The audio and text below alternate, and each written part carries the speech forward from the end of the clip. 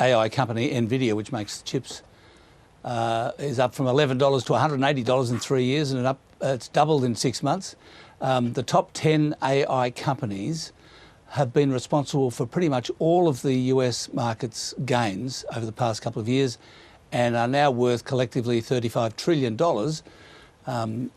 which is huge. And just leaving aside the share market value, about something like between $3 and $6 trillion has been invested in AI infrastructure, and that is responsible for about 92% of US GDP growth.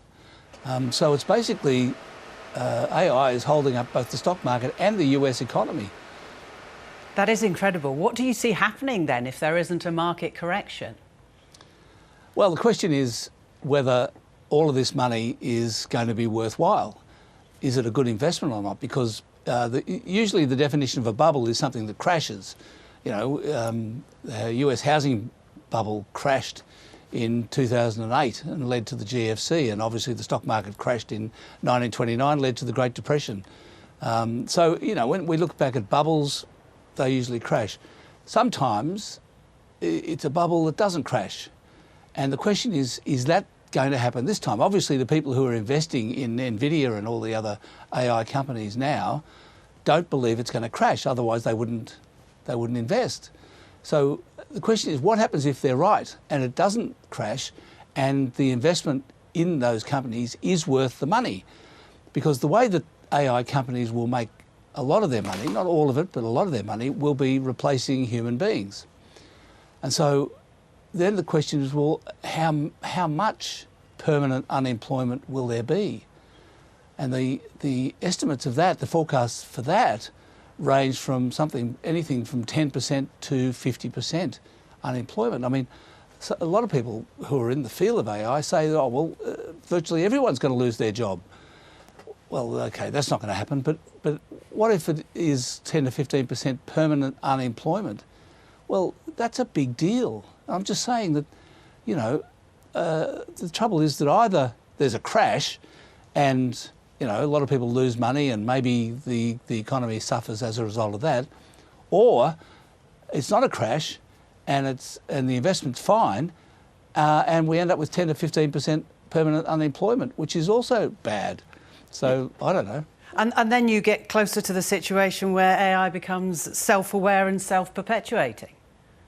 Yes, well, there's that. I mean, a lot of people say that AI is going to kill us all eventually, but, you know, I don't know about that. You've also written it's an excellent article online, you've written about cryptocurrency as well. How do you see that factoring in here? Well, look, I'm sort of roping them in together as being digital bubbles. You know, they're both kind of manifestations of the modern digital world. AI is one thing, cryptocurrency is another thing. Now, cryptocurrency, Bitcoin was invented in 2008.